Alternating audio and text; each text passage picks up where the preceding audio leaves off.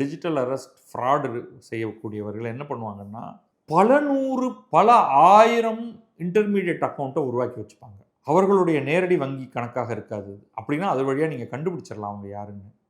ஆனால் அவர்கள் என்னன்னா, வேறு பல இன்டர்மீடியரிஸை வச்சுருப்பாங்க. அவங்களுக்கு என்ன டீல்னா, மியூல்ஸ்னு பேர். உங்களுக்கு மியூல் அப்படிங்கிறது நம்ம ஊரில் குருவி அப்படின்னு சொல்லி நீங்கள் கேள்விப்பட்டிருக்கீங்களா? நம்ம பல கெட்ட விஷயங்கள்லாம் நிறையா தெரிஞ்சுப்போம். அஃப்கோர்ஸ் அதை நீங்கள் செய்யறதுக்காக இல்லை.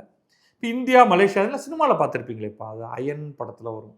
குருவிகள்லாம் வந்து என்னென்னா, நீங்கள் வந்து சென்னையிலிருந்து மலேசியா போகிற விமானத்தில் உங்களுக்கு டிக்கெட் எடுத்து கொடுத்துருவாங்க, ரிட்டர்ன் டிக்கெட் எடுத்து கொடுத்துருவாங்க.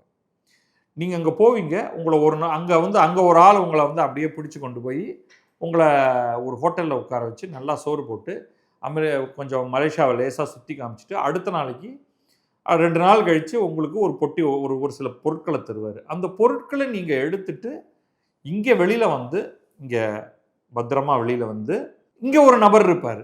அவர் உங்களை வந்தவுடனே கபக்குன்னு அவருக்கு உங்களுடைய அடையாளம் தெரியும். அவர் உங்களை கைப்பற்றுவார். நீங்கள் வந்து உங்கள் பொட்டியிலிருந்து அவங்க கொடுத்துருக்கக்கூடிய பொருளை அவர்கிட்ட கொடுத்துட்டு நீங்கள் மாட்டுக்கு உங்கள் வீட்டுக்கு போயிடலாம். யூ ஆர் அ மியூல். மியூல்னா என்னன்னு தெரியுமா? கோவேறு கழுதை. அது வந்து ஒரு இடத்திலிருந்து பொருட்களை இன்னொரு இடத்துக்கு எடுத்து சென்று போவதற்காக உதவக்கூடிய ஒரு விலங்கு.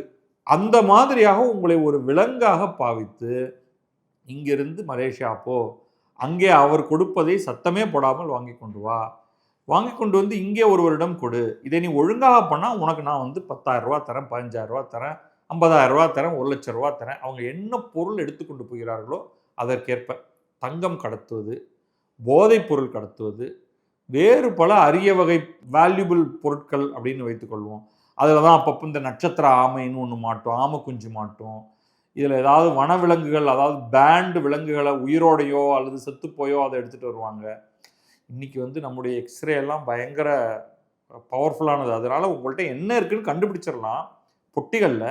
ஆனால் நீங்கள் வந்து தங்கத்தை வந்து நகைகளாக கொண்டு வந்தீங்கன்னா ஒரு அளவுக்கு மேலே என்னுடைய சொந்த நகை அப்படின்னு சொன்னால் யாரும் தடுக்க முடியாது. போதை மருந்தை தெரியாமல் கொண்டு வரீங்கன்னா அது உங்களுடைய சாமர்த்தியத்தை பொறுத்தது. பட் இது எல்லாமே ஏதோ ஒரு விதத்தில் நீங்கள் இந்த குருவி வேலை செய்கிறீர்கள் அல்லவா, அதுதான் மியூல் அப்படின்னு ஆங்கிலத்தில் சொல்வது.